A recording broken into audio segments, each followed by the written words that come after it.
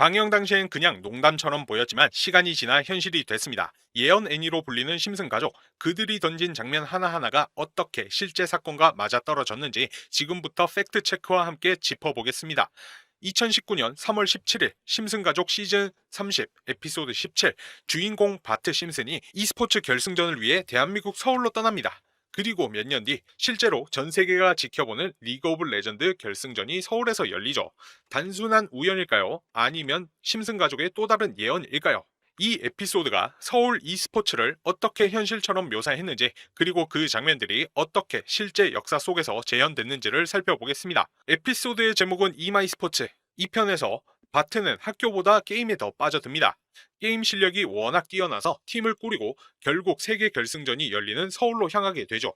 서울 거리를 구경하는 장면, 한글 간판이 질비한 거리, 도심의 네온 사인, 사찰에서의 명상까지 심슨 가족이 이렇게 서울을 중심 무대로 그린 건 시리즈 역사상 처음이었습니다. 특히 결승전 장면은 압도적이죠.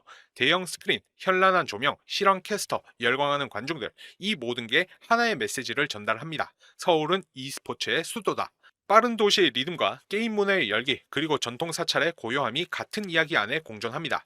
즉, 전통과 첨단이 함께 뛰는 도시 서울을 정확히 그려낸 셈이죠. 이제 실제 역사와 비교해 볼까요? 이 에피소드가 방영된 건 2019년 3월 17일이었습니다. 사실 그 전부터 한국은 이미 e스포츠 제국이었습니다. 2014년 리그 오브 레전드 월드 챔피언십이 서울에서 열렸습니다. 잠실 실내 체육관과 월드컵 경기장이 관중으로 가득 찼고 그 열기는 전 세계로 생중계됐죠. 2018년엔 10월부터 11월까지 8번째 롤드컵이 한국 전역에서 펼쳐졌습니다. 인천, 서울이 e스포츠 축제의 중심이 되었죠. 그리고 2023년 롤드컵 결승전은 다시 서울 고척 스카이돔에서 열렸습니다. 결국 이건 하나의 흐름이에요. 심슨 가족이 서울이 세계 e스포츠의 무대가 된다는 사실을 미국 대중에게 가장 먼저 보여준 겁니다. 그런데 왜 사람들은 이걸 예언처럼 받아들일까요? 이유는 세 가지입니다. 첫째, 미국 메이저 애니메이션이 결승전 무대를 서울로 설정했다는 게 상징적이었죠. 이후 실제로 2022년, 23년에 대형 롤 대회가 한국에서 잇따라 열리자 시청자들은 심슨이 미리 알고 있었던 거 아니야? 라고 느낀 겁니다. 둘째, 결승전 장면의 카메라 워크, 관중의 파도, 캐스터의 앵글 모두 실제 e스포츠 중계 포맷과 거의 똑같았습니다. 실제 롤드컵을 보면 이거 심슨에서 봤던 장면 아닌가 싶을 정도이죠. 셋째, 2010년대 후반은 K-팝, K-드라마, K-게임이 동시에 세계로 뻗어나가던 시기였습니다. 심슨 속 서울의 화려한 연출이 이 K-컬처 붐과 맞물리며 예언처럼 보였던 것이죠. 자, 그럼 왜 하필 서울이었을까요? 서울은 PC방 문화가 강하고 초고속 인터넷 인프라가 뛰어나며 프로게이머 시스템도 일찍 자리 잡은 도시이죠. 게임은 스포츠라는 인식이 가장 먼저 장착된 곳이기도 합니다. 그래서 이건 단순한 우연이 아니라 현실을 날카롭게 포착한 문화적 감각의 결과라고도 볼 수 있습니다. 여러분들은 어떻게 생각하시나요? 심슨 가족의 이 에피소드 정말 미래를 예언한 걸까요? 구독과 좋아요는 다음 분석 영상 하는데 큰 힘이 됩니다.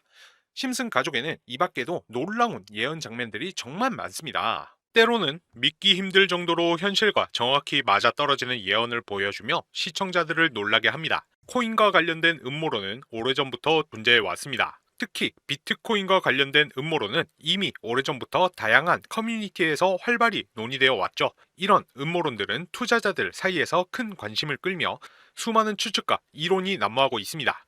저 역시 개인적으로 예언, 음모론, 미스터리에 깊은 관심이 있는데요. 이제부터 유튜브 어디에서도 볼 수가 없는 파이코인에 대한 심슨 가족의 추가 예언을 살펴보겠습니다. 2013년에 방영된 한 에피소드에서는 미국 역사상 가장 충격적인 사건 중 하나인 2001년 9.11 테러, 즉 알카에다의 수장 오사마 빌 라덴을 다루고 있었습니다. 이 에피소드는 방영 후 미국 정부의 제재로 인해 단 30분 만에 삭제되는 사건이 벌어졌습니다. 그럼에도 불구하고 심슨 가족을 본방사수하던 팬들 사이에서는 비공식적으로 이 에피소드의 내용과 스크립트가 퍼졌죠.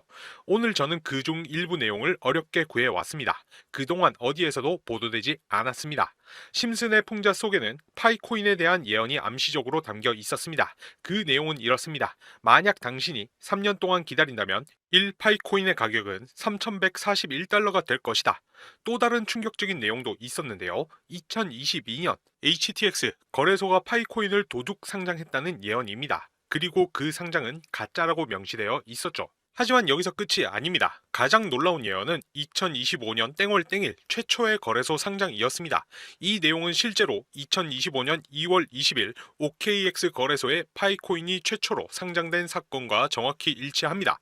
앞서 등장한 3년 동안 기다리면 이라는 문장은 OKX 상장 이후 3년을 의미하는 것으로 보입니다. 즉 2028년을 가리키는 것이죠. 예언에 따르면 파이코인은 2025년 상장 이후 2028년에 3,141달러, 즉 약 450만 원에 도달한다고 합니다.